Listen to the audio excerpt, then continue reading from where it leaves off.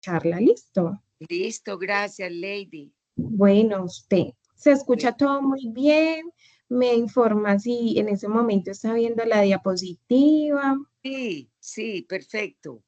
Listo, gracias. Y el sonido está perfecto. Perfecto, muchas gracias a usted. Bueno,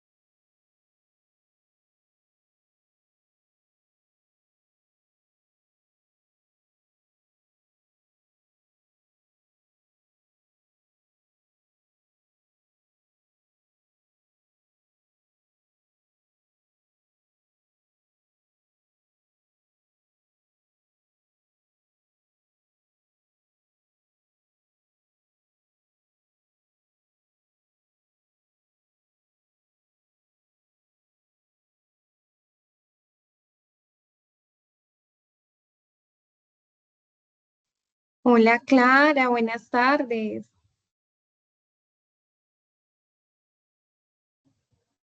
Hola.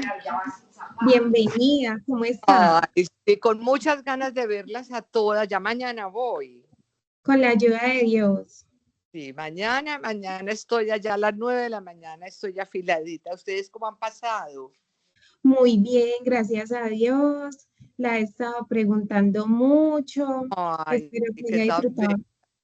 Sí, espero que haya disfrutado mucho del viaje. Por acá, bella. bienvenida siempre. Ay, tan bellas. Sí, no, estuve con todas mis hijas, mi marido.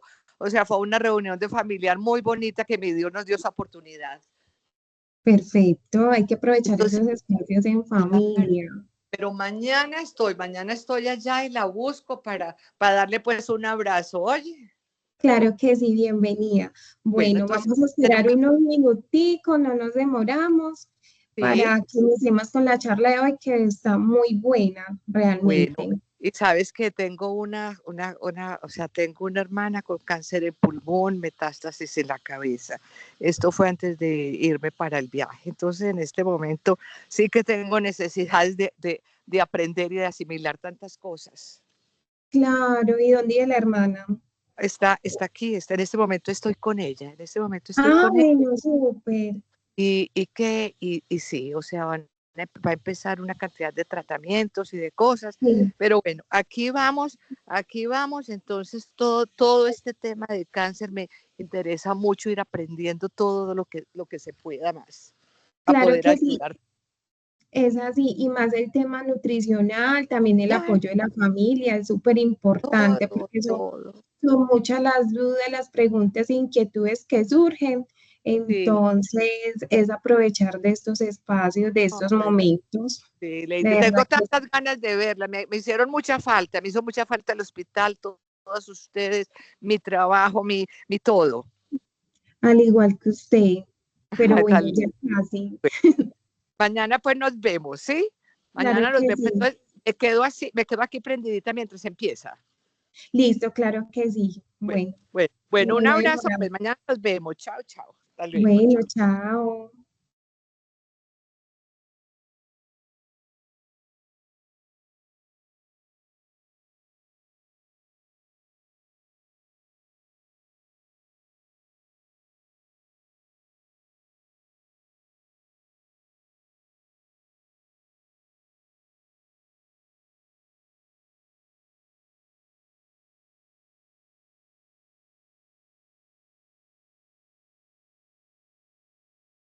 Bueno, buenas tardes, ¿cómo están? Entonces, para los que no me conocen, yo soy la jefe Paula Andrea Ramírez, la jefe del programa de cuidados paliativos del Centro Oncológico de Antioquia. Hoy tenemos dos temas importantes para hablar. El primer tema que les voy a hacer como el recorderis y es, el viernes celebramos el Día Mundial de los Cuidados Paliativos, entonces es una oportunidad muy bonita para recordarles este día tan importante. Este año con el lema de cumplir la promesa del acceso a los cuidados paliativos. Y ya el segundo tema es que vamos a hablar acerca de la nutrición en el paciente con cáncer. La primera reflexión para hacer es que el problema de la nutrición no es solo un tema que le preocupa a los pacientes que tienen esta enfermedad, sino que es uno de los síntomas, o sea, lo que es la pérdida del apetito, es uno de los síntomas que es más estrés y que más angustia le ocasionan a los pacientes y a los familiares, ¿cierto? Que tienen algún tipo de patología, puede ser oncológica o puede ser crónica, ¿cierto? ¿Por qué? Porque algunas veces los familiares lo que pensamos es que el paciente se va a morir porque está dejando de comer, pero realmente lo que debemos pensar es que el paciente está dejando de comer porque finalmente el paciente va a fallecer. Entonces hay que mirar en qué etapa dentro de la enfermedad nos encontramos para poder entonces decir de alguna u otra manera que ese dejar de comer es un síntoma que es normal frente a un avance o a un estadio avanzado de la enfermedad, ¿cierto? Entonces vamos a tener para esta charla una invitada especial que es Heidi Laura Molina, que es la nutricionista del Centro Oncológico de Antioquia y que ya se las voy a presentar. Ella voy a apagar mi cámara para que ustedes puedan. Ahí están viendo mi pantalla. Sí. El audio se está conectado. ¿Sí está? Sí, Listo. estamos viendo aquí el edificio del centro. Muy bien, excelente.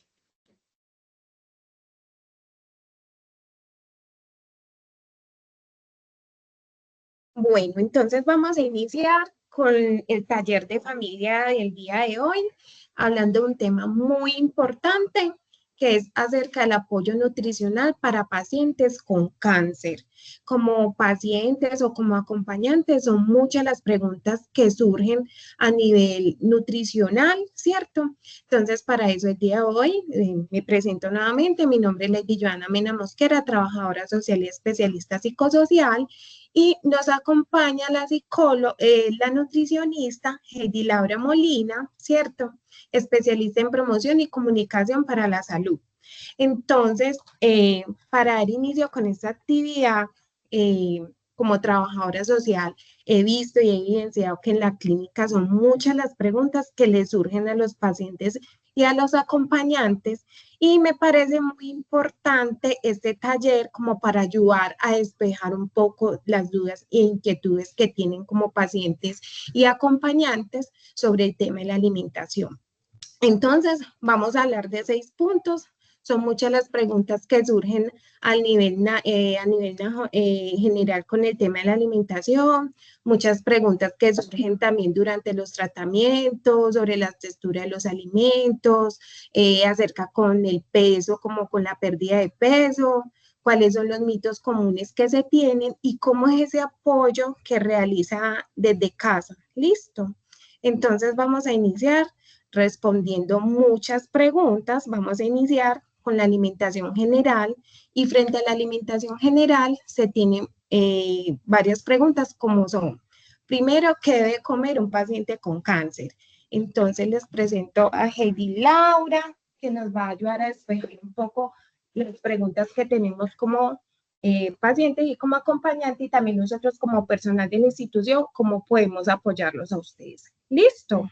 Bueno, buenas tardes. Agradezco pues al equipo de Olórico Paliativo, a Lady específicamente como trabajadora social, querer indagar un poquito más sobre este tema que me parece tan importante hablar porque sobre esta información muchos tienen múltiples dudas y la idea después es como despejarlas aquí en este espacio y aclarar ciertas cosas que de pronto durante la consulta no se logra abordar o se aborda pues de una manera muy individualizada, ¿cierto? Entonces, cuando hablamos de alimentación del paciente con cáncer, siempre se nos viene a la cabeza que tiene que ser una alimentación muy restrictiva, porque propio de la enfermedad nos han dicho mucho que hay alimentos que el paciente no debe comer, porque, entre comillas, nos han manifestado que hay alimentos que pueden generar o hacer progresión de la enfermedad.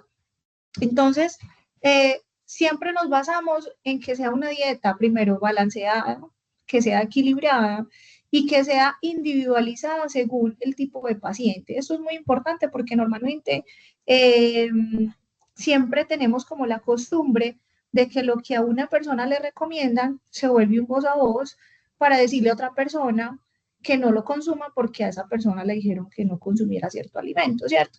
Entonces acá en parte la alimentación balanceada y equilibrada tiene que ser individualizada porque cada paciente, yo siempre digo, es un mundo diferente, ¿cierto? Basado en esa premisa, es muy importante que sepamos que hay alimentos que de alguna u otra manera sí se deben de evitar, pero como hablo puntualmente, se individualiza cada caso.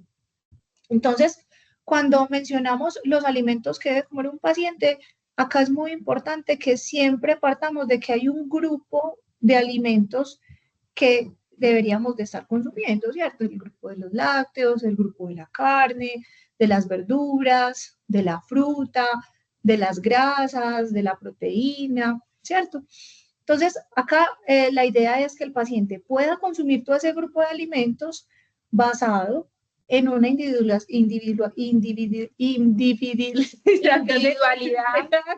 Perdón, y los alimentos que se evitan ya se extrapolan a una alimentación que sea ultraprocesada. Entonces, cuando hablamos de ultraprocesado, hablamos de los alimentos que son carnes frías o embutidos. Ultraprocesados vienen siendo productos de paquete, ¿cierto? Por ejemplo, galletas, panes procesados, mecato, gaseosas o bebidas o jugos industrializados que hacen que de alguna manera no tengan como una fuente nutricional o un componente nutricional importante, sino que sea más como un alimento de alto aporte calórico, pero sin, pues como con deficiencia de nutrientes, ¿cierto? Y cuando hablamos de cuántas veces al día el paciente debe comer, pues lo ideal es que el paciente primero pues logre tener una dieta fraccionada. Hay unos que logran comer 5 veces al día, pero aquí volvemos a lo mismo, se individualiza cada caso y el paciente pues lo ideal es que siempre termine consumiendo los alimentos que a él le brinden confort y que finalmente le produzcan una satisfacción, ¿sí? Porque aquí también viene la parte donde quizás haya algún tipo de paciente que no sienta apetito, que no sienta hambre, y la alimentación, en lugar de 5 comidas al día, que es fraccionada, se le reduzca a 1 comida o 2 al día. Entonces acá es muy importante tener en cuenta eso y que la finalidad de la alimentación de ese paciente, así sea que coma 2 o 3 veces al día, sea asegurando una buena calidad nutricional. O sea, que pueda comer de todo entre los grupos de alimentos que son saludables, como les mencioné al principio, y no llevando la alimentación a una comida que sea ultraprocesada, porque ahí ya el componente nutricional cambiaría mucho. Listo, muchas gracias Laurita por darnos esta serie de orientaciones frente al tema de los alimentos que debemos evitar y cuántas veces al día debemos alimentarnos. Bueno, otra de las preguntas que surgen es durante los tratamientos, es decir, tenemos pacientes con quimioterapia o radioterapia, entonces también surgen muchas preguntas frente a este tema. Inicialmente es qué puede comer antes y después de la quimioterapia, cómo pueden controlar las náuseas o el mal sabor, cómo controlar las náuseas. Bueno, aquí se repitió, pero bueno, ¿qué se puede, dice? Otra de las preguntas es que si puede comer frutas o verduras crudas. Listo. durante los tratamientos es muy importante, pues primero, seguir las indicaciones siempre del especialista tratante, del oncólogo, porque hay algunos tratamientos que pueden ser más fuertes que otros, ¿cierto? Normalmente cuando se pide que el paciente coma antes de la quimio, lo que se solicita es que sea una alimentación que esté completa, es decir, que el paciente trate de darle prioridad a los alimentos que más valor nutricional tienen, como son las proteínas, las harinas que son saludables, que de alguna manera van a hacer que ese cuerpecito esté dispuesto y en condiciones óptimas para recibir el tratamiento. Entonces, no hay que hacer restricciones ahí. Ahí es muy importante que el paciente como tal se alimente bien y que pueda llevar una alimentación convencional como cualquier otra persona come en el hogar, ¿cierto? O al menos así es como yo le cuento pues a mis pacientes que es como lo deben de hacer. Y después de la quimioterapia, acá ya se aborda los síntomas. Ustedes saben que una vez se aplica la quimio, muchos pacientes empiezan a tener después del segundo día postquimio, incluso hasta la primera semana, efectos secundarios al tratamiento, ¿cierto? Entonces, cuando hablamos qué podemos comer después de la quimio, depende mucho del efecto secundario producido en ese paciente. Acá yo no puedo generalizar y decir que puedan comer de todo, porque acá cada caso es distinto. Hay pacientes que, como bien lo mencionabas, empiezan a sentir náuseas o empiezan a sentir un cambio en el sabor de los alimentos. Entonces, acá ya viene como de la decisión de decirle al paciente o que ustedes en casa sepan que lo que yo voy a consumir va a ser algo que yo pueda tolerar, ¿cierto? Porque yo le digo a mi paciente, usted después de la quimio se va a comer una arepa con quesito, por hacer el ejemplo. El paciente puede que post-quimio me diga, no, es que a mí la arepa con el queso no me gusta, porque me da náuseas o porque me produce diarrea. Entonces, en ese caso, tendríamos que empezar a mirar ese paciente que sí está tolerando, que no tolera, para que él desde su propia decisión en el consumo de alimentos defina qué le está cayendo bien y qué pueda empezar a consumir. Entonces ya probablemente ese paciente me diga, no, venga, no me estoy comiendo la arepa con el queso como usted me dijo, pero lo cambié por una colada en el desayuno con avena, ¿cierto? Entonces es como hacer un intercambio de una alimentación que el paciente finalmente pueda empezar a buscar la tolerancia, ¿cierto? Sí que nos han dicho mucho, después de las quimioterapias se intenta los primeros días post-quimio procurar no tener un consumo excesivo de cítricos, porque hay quimioterapias que con el consumo de algunas frutas muy ácidas aumenta la toxicidad, ¿cierto? Entonces esto también se define en manejo con oncología y de acuerdo al tratamiento que les están colocando.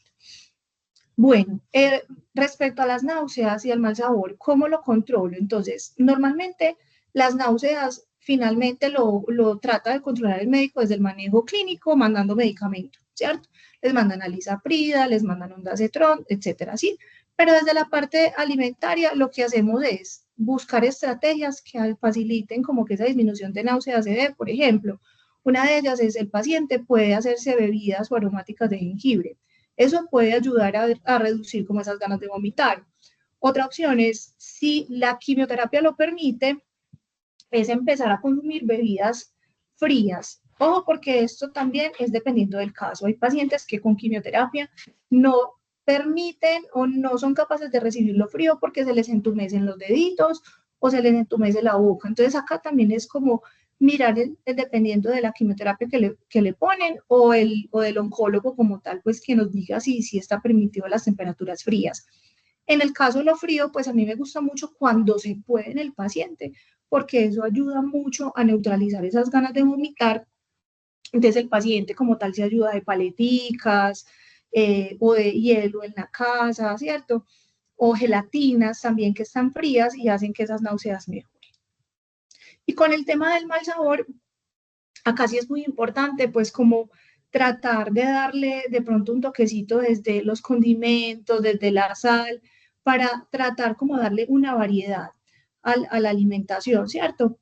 Pero acá sí es más bien como difícil como lograr que el sabor se controle, porque eso es un efecto sí propio de la quimioterapia que a veces, aunque uno le ponga condimentos, salvo un poquitico de toquecito de azúcar, pues igual no les vas a ver igual. Entonces ahí sí toca es más como de paciencia y esperar que el efecto vaya pasando. Y en el consumo de las frutas y las verduras, pues sí se recomienda que se consuman, pero si hablamos de verduras y frutas crudas, es muy importante que ese consumo sea en el hogar, no en la calle. ¿Por qué? Por el tema de la manipulación.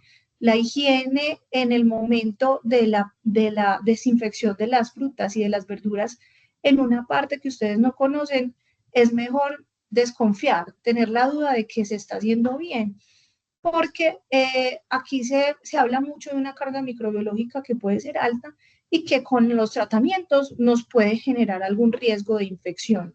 Entonces, acá sí se podría, pero siempre y cuando hagamos un buen uso de las frutas y las verduras lavadas y bien desinfectadas en casa. ¿Listo?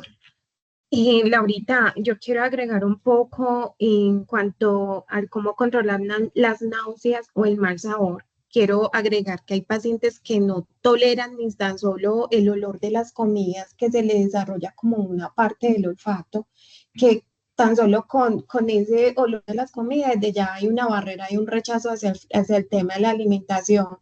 Entonces agradezco mucho la parte por aclararnos qué alimentos y qué no podemos consumir. También hay que tener mucho en cuenta qué tipo de quimioterapia es, porque como lo mencionaba Laura, dependiendo de la quimioterapia, no, hay pacientes que no pueden consumir pues como tema, como alimentos fríos. Tengo Sí, entendido así porque es es. una interacción, ¿cierto? Así es. Me aclaras un poco en esa parte.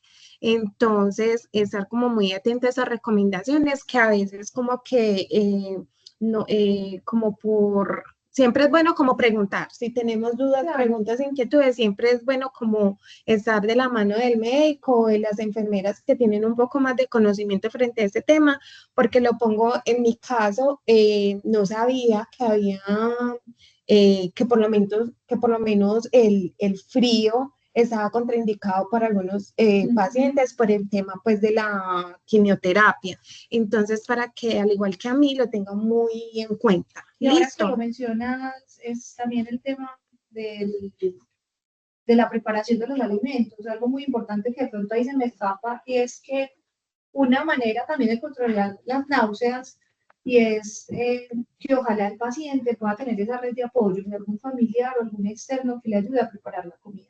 Porque si es el mismo paciente quien prepara la alimentación en el hogar, ese paciente se va a ver más afectado con ese episodio de náuseas y de vómito, porque el solo hecho de preparar la alimentación y sentir los olores va a aumentar más ese efecto secundario.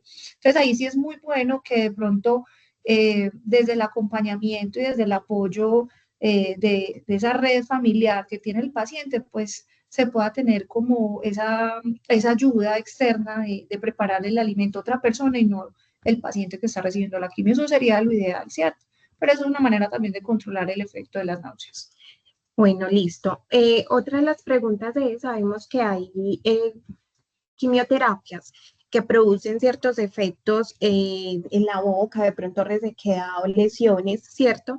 Y que esto también impide como un poco la ingesta de los alimentos. Entonces, muchas de las preguntas que surgen es, si el paciente tiene dificultad para tragar, ¿qué se debe hacer? O cómo buscar la manera de que ese tipo de alimentación lo pueda digerir de mejor manera. Entonces, otra de las preguntas es que si los alimentos se pueden licuar.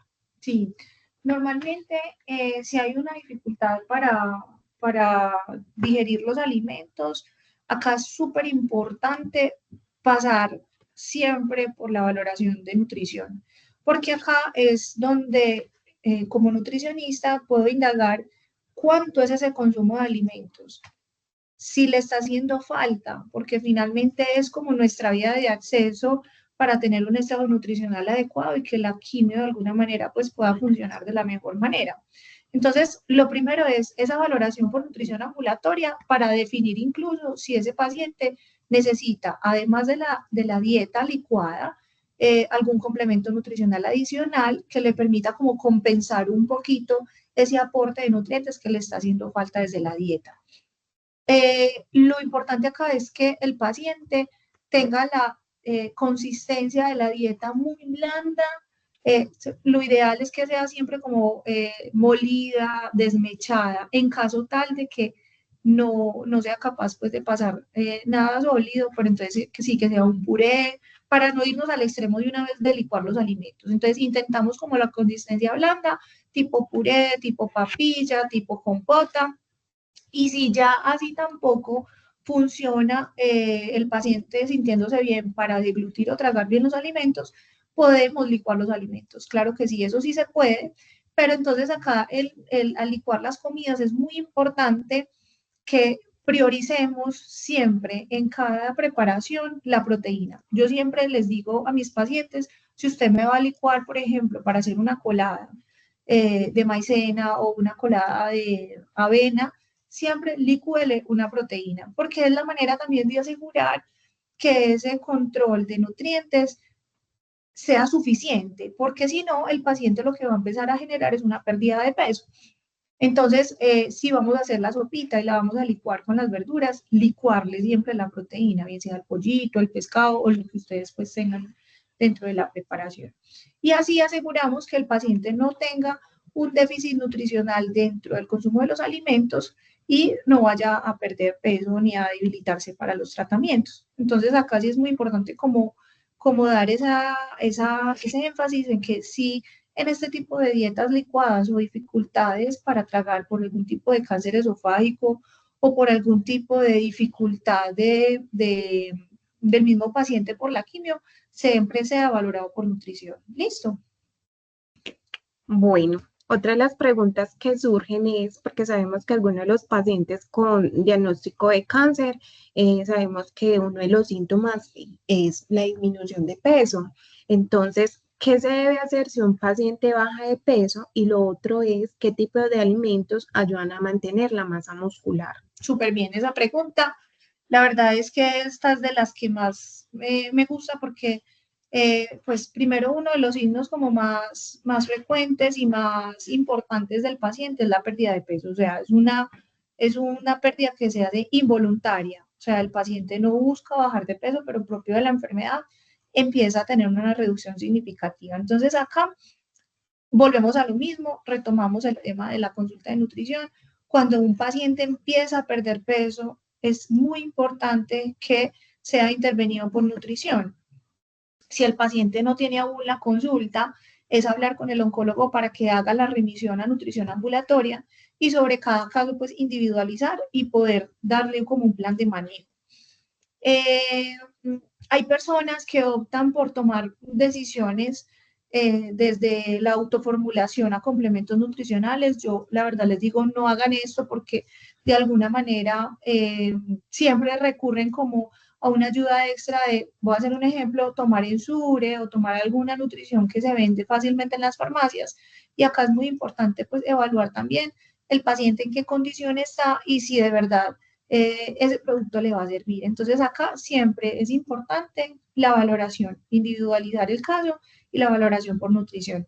Y cuando hablamos de los alimentos que ayudan a mantener la masa muscular, acá retomamos también lo que yo había mencionado ahorita y es la proteína. Entonces, cuando yo hablo de proteína es todo lo que es de origen animal, como lo es los lácteos, el queso, el quesito, la cuajada o sencillamente la leche líquida, la avena, los yogures, el pollo, el pescado, la carne de cerdo, la carne de res, que de alguna manera son las que nos van a proveer esa proteína adicional en la dieta para ayudar a mantener esa masa muscular. Pero ojo, porque la masa muscular no solamente es consumiendo proteína y ya. Acá también viene algo muy importante que es el mantenimiento físico. Nosotros se nos olvida mucho por la quimioterapia estar activo, ¿cierto? Si bien uno entiende que aplican la quimio, el paciente se siente más débil, más cansado, quiere estar más tiempo recostado en la camita. Acá es muy importante, más que el alimento, que es una ayuda, que el paciente funcionalmente esté activo, es decir, que se pare, que se mueva, que haga algún tipo de funcionalidad con ese tejido, porque si no hay movimiento, aunque usted coma buena proteína, va a generar una pérdida de peso a expensas de masa muscular. Entonces acá se tiene que combinar no solamente la alimentación, sino también el estado físico, la actividad física que el paciente pueda hacer, incluso salir a caminar. ¿Listo?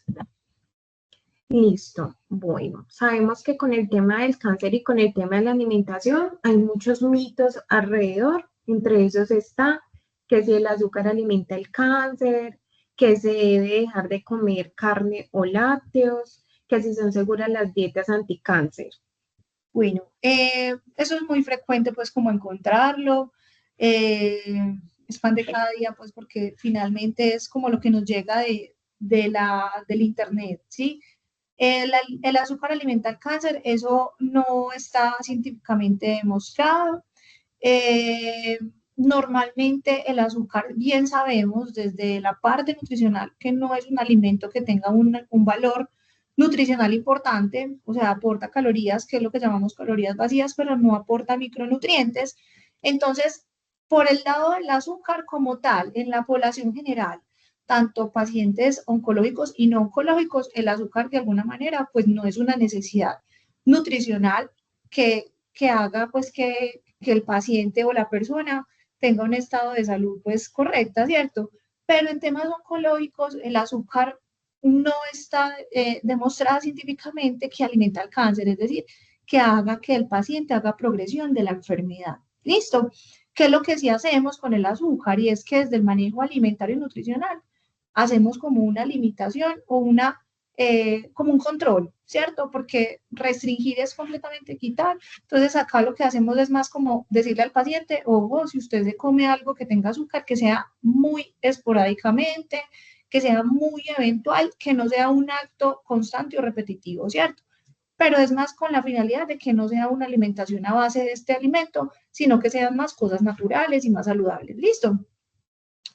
Una de las preguntas que más sueltas están y que siempre lo hemos tenido como en nuestra mente y son las ideas, es que siempre hemos escuchado que el cáncer, que las carnes rojas son las que producen el cáncer y muchas personas tienen como una barrera frente a eso.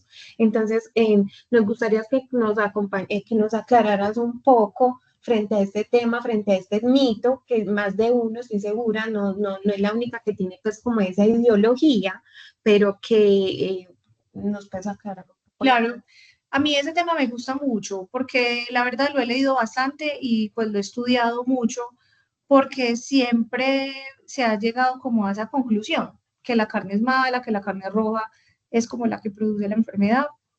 Les hablamos de dos panoramas, ¿cierto? Entonces el primero es el paciente que no tiene cáncer, que no ha sido nunca diagnosticado, que es un paciente completamente sano, que consume carne, tiene, científicamente se ha demostrado que tiene un consumo promedio o máximo de 500 gramos a la semana que va a generar como un factor protector. Es decir, no va a hacer que el paciente o esa persona que está en términos saludables y que nunca ha sido enfermo, pues le dé esta enfermedad, ¿cierto? Pero si hablamos de que el paciente sano consume más de 500 gramos de carne roja a la semana, ojo, porque la carne roja siempre me la confunden diciendo que solamente res. Carne roja también es cerdo, porque el cerdo también es una de las cosas que más me pasan en la consulta y es que dicen que el cerdo es carne blanca, como el pollo y el pescado, y no. El cerdo también es carne roja. Si un paciente sano me come más de 500 gramos a la semana, ya se vuelve un factor de riesgo. ¿Por qué un factor de riesgo? Porque aumenta más la probabilidad o el riesgo de padecer cáncer de colon. O sea, la carne roja en ese exceso a los 500 gramos o más de 500 gramos a la semana puede aumentar ese riesgo de cáncer colorectal, ¿sí? Pero vámonos a la otra parte. Si es que si extrapolamos que ya el paciente tiene un diagnóstico oncológico, o sea, ya no hay manera de prevenir el cáncer porque ya tiene el diagnóstico, ya dejar la carne no es una opción, porque dejar la carne finalmente o los lácteos o los derivados de la proteína va a hacer que ese paciente pierda más masa muscular y pierda más peso. Y ahí volvemos a la pregunta anterior, ¿cierto? Que yo decía la importancia de la proteína en la dieta. Entonces, no se debe quitar, finalmente se promueve el consumo, pero lo hacemos bajo la premisa de que no coman más de 500 gramos a la semana. ¿Cómo sé cuántos son 500 gramos? Ustedes saben que de una libra de carne, 100 gramitos son 5 pedacitos, ¿cierto? Entonces yo normalmente lo que le digo a mis pacientes es cómasela al menos de 2 a 3 veces por semana. O sea, que usted me garantice que se va a comer la carne roja, o sea, de cerdo y de res, 3 vecesitas, el lunes, el miércoles y el viernes, o el martes, el jueves y el sábado, los días que usted quiera, pero que se va a comer 300 gramos, o sea, no estamos llevando el consumo de carne al extremo que son los 500 gramos, pero tampoco lo estoy dejando sin carne, entonces está comiendo dentro de todo un límite promedio que son 300 gramos y estaría bien, ¿cierto? Entonces, eso es más un mito, no se debe dejar de consumir, los lácteos en este caso tampoco se dejan de consumir, solo los quitamos si el paciente manifiesta algún síntoma de intolerancia a la lactosa.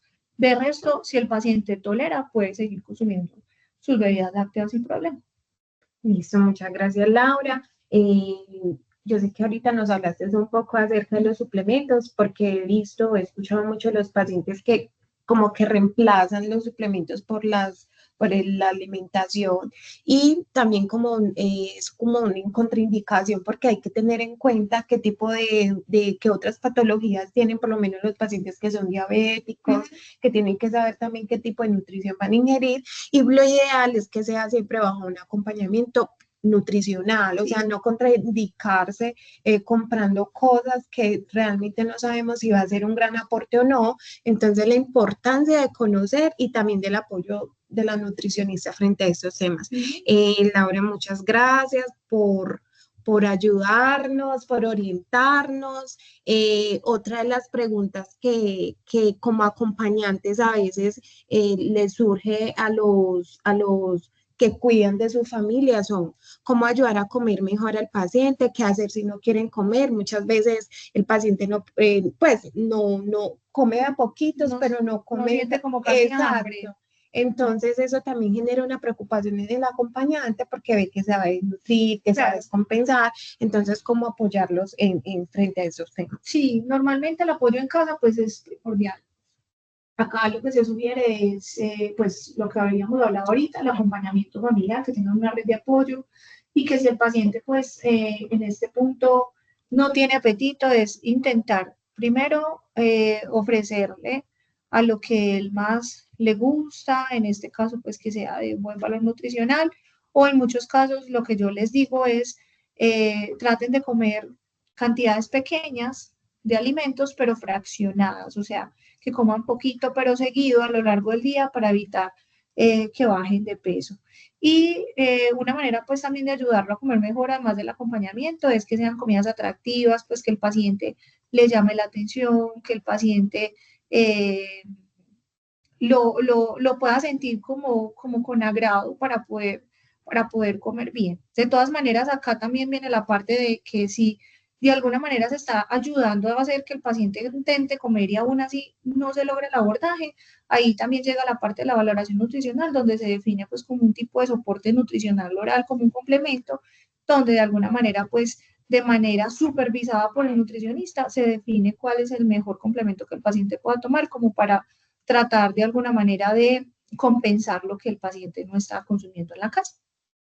Bueno, listo, muchas gracias, Laura. Y por último, terminamos con una recomendación final que me parece una frase muy bonita. El acompañamiento emocional también nutre. Escuchar, respetar y acompañar fortalece el bienestar del paciente. Espero que esta charla haya sido de mucho apoyo para ustedes. No sé si alguno tiene alguna pregunta, alguna inquietud, o no, pues los escucho. ¿Qué tal les pareció la charla? De todas maneras, les agradezco mucho por la participación de cada uno de ustedes.